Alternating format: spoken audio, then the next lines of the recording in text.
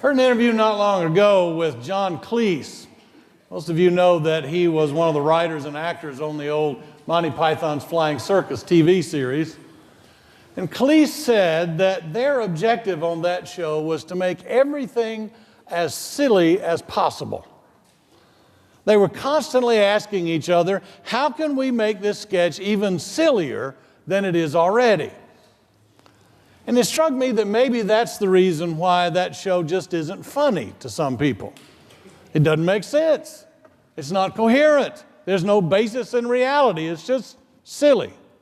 And if some people can't connect something to their own experience, it's just not funny.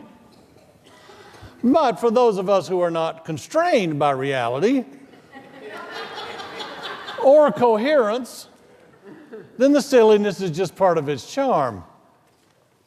I remember one sketch about a highway bandit named Dennis Moore who steals from the rich and gives to the poor in 18th century England. The only problem is all that Dennis Moore ever steals from the rich are lupins. Yes, the flowers. Makes no sense, right? But Dennis Moore keeps coming back to this same peasant couple named Mr. and Mrs. Jenkins with nothing but pretty flowers to give them. Well, after a while, the Jenkinses tell him they're going to starve to death or freeze to death if he doesn't start bringing them something other than lupins. And so Moore starts stealing gold and jewelry and fancy clothes and so forth from the aristocracy, and before long, the Jenkinses are living in luxury. One day he brings them 4 silver spoons, and Mr. Jenkins tosses them aside and gripes, "Who do you think you are giving us poor this rubbish?" Ms. Jenkins says, "Bloody silver won't have it in the house. And those candlesticks you brought us last week were only 16 karat. Mr. Jenkins says, "Yeah, why don't you go out and steal something nice like Venetian silver?" And his wife says, "Or a painting by a famous artist that we can hang up in the bathroom." Well, suddenly the sketch has veered off into more familiar territory. It's not quite as silly anymore, is it? The Jenkins family has become those snooty neighbors of yours across the street, or that cousin you avoid at family gatherings, or the classmate you pray that the teacher doesn't pair you with for a project. The Jenkinses feel now that they're entitled. They deserve the things that they have. Life and its accoutrements are not blessings. They aren't gifts. They're entitlements. And you know people like that. I know people like that. John Schultz gave me permission to tell you about a college friend of his whose sister married into a wealthy family who seemed to think that social norms just don't apply to them. They'll go to a fancy restaurant and order all of the appetizers on the menu, eat a few bites of them, and then have the waiter clear them all away, and they do the same thing with each succeeding course. They can afford it. So why should they decide on just one dish when they can sample them all, throw the rest away? Who cares how wasteful it is? They're entitled. But it's not just the rich who think they're entitled. You find them in every walk of life. There was a guy who came here to me one day asking for help, but he wanted cash. And I don't give cash to anybody. I told him I could make out a check to his landlord for his rent, or to ComEd for his light bill, or to the city water department. But no, he wanted cold, hard cash. And he kept saying, "But I'm a Christian. You got to help me." As if his confession of faith entitled him to special treatment. And finally, when he couldn't guilt me or intimidate me into changing my mind, he flew into a rage, cursed me up one side and down the other, threw the bag of food that he'd just gotten from the food pantry downstairs on the floor, and then went out in the parking lot and looked for all the world like he was putting a hex on me.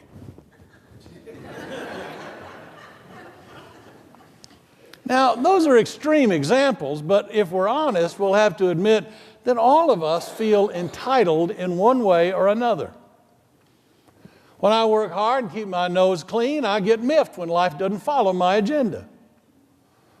I suppose you could make the case that much of the fear and anger abroad in our world today is born out of a sense of entitlement. It's nothing new. Today's reading from John chapter 6 comes on the heels of Jesus feeding the 5,000 with 5 loaves of bread and 2 fish. And afterward, many in that same crowd followed Jesus around to the other side of the Sea of Galilee, expecting a repeat performance. What sign are you going to give us, they asked, so that we may see it and believe you? In other words, once isn't enough. You have to dance whenever we play the tune, Jesus. Jesus told them, gang, you're looking for the wrong thing. You're looking for the food that is here today and gone tomorrow. Work for the food that endures for eternal life. Jesus was under no obligation to do anything for them.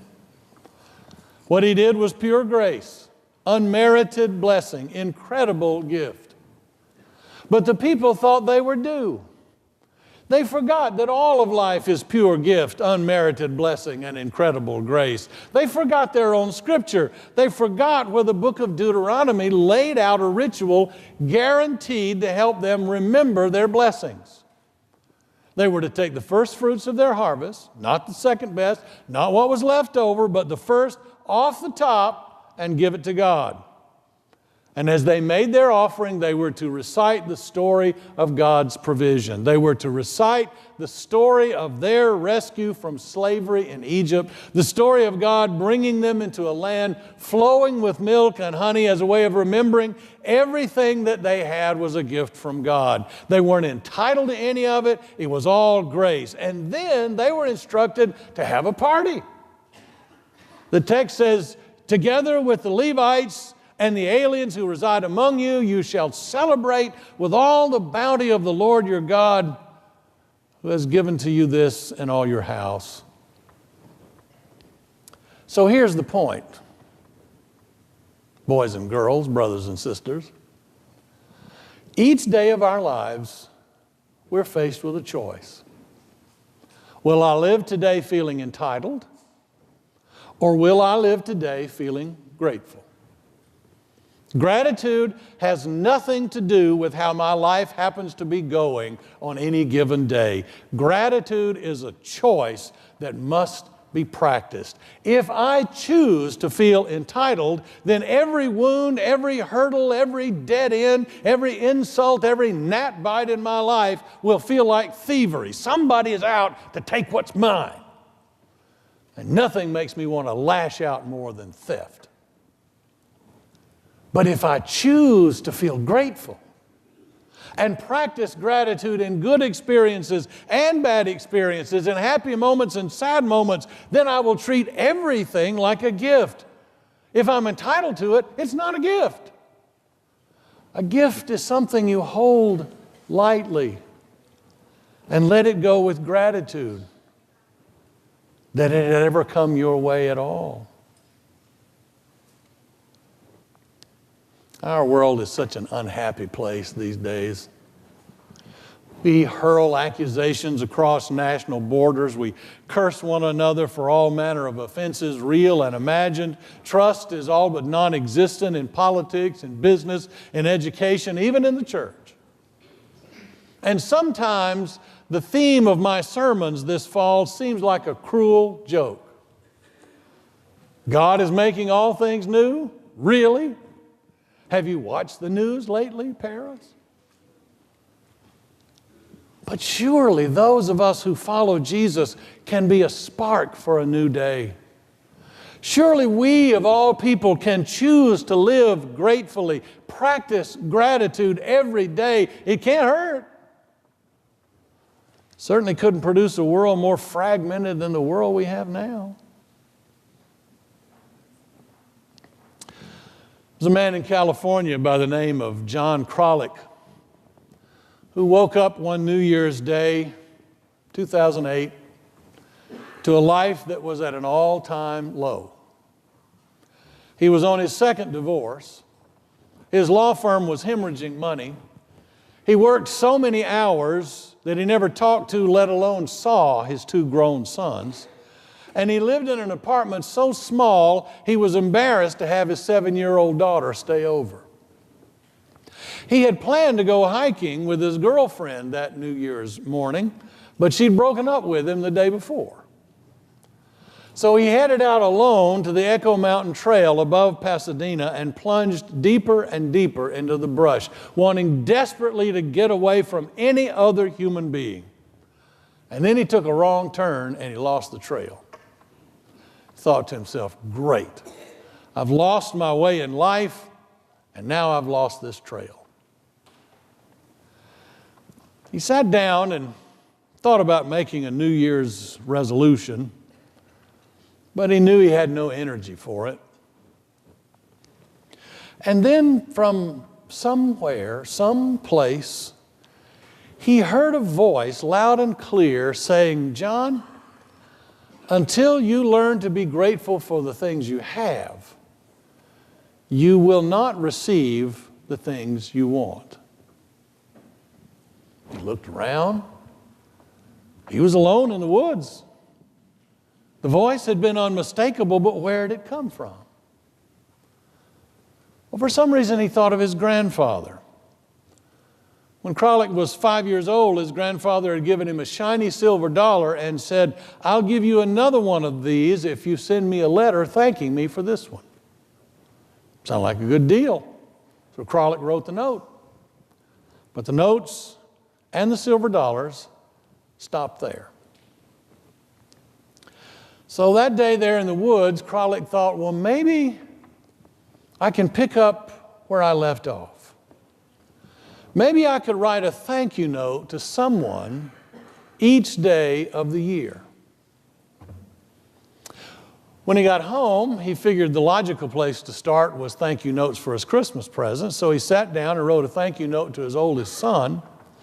But when he went to address the envelope, he realized he didn't even know his son's address. He'd never been to his apartment. He felt ashamed, but he shored up his courage and called his son. His son said, I'm glad you called, Dad. I want to stop by tomorrow. Maybe we can have lunch together. Kralik hadn't expected that, but the next day they went to a burger joint and had the first real conversation they'd had in years. And it all started with a simple thank you. So Kralik wrote a note of thanks to the guy at Starbucks who always remembered his name and his order. He wrote a thank you note to the building manager, thanking him for fixing his toilet. He thanked clients for work, lawyers who had referred cases to him, court clerks, real estate agents, loan brokers. He thanked the paralegal and his colleagues. He thanked a college friend who had helped him out. He thanked a doctor who had performed surgery on him. The doctor wrote back and thanked him for the thank you. And it struck Kralik that people are so quick to complain and assign blame when things are lousy, but when things are going well, we don't give credit or thanks. The more thank you notes he wrote, the more he found to be grateful for. He reconnected with his sons, started looking at his dinky little apartment through his daughter's eyes. She loved it because she could make a fort behind the couch. The apartment didn't change, but his attitude about it sure did. He wrote a thank you to his ex-wife for the birthday party she'd thrown for their daughter, and soon the loose ends of their divorce were tied up as amiably as such things can be. He then wrote a note to his ex-girlfriend that said, thank you for taking the risk of loving me. Your love is a treasure I didn't expect to find and often feel I don't deserve. They remain friends to this day. John Kralik was eventually appointed to a judgeship in Los Angeles, and he gave his practice to one of his partners, and he moved into a lovely cottage, but he's still writing thank you notes. Thousands of them by now, and counting. He keeps a list. And if he ever starts slipping into negative thinking again, he just looks at that list. Thousands and thousands of good things in his life. A life of abundance, a life of blessings, a life of grace. Now, I'm not smart enough to know how to fix problems like global warming or the disintegrating Middle East or the deep divisions between us in this country. But I do know how to join God in making all things new. I can choose to say thank you every day. and so can you. Amen.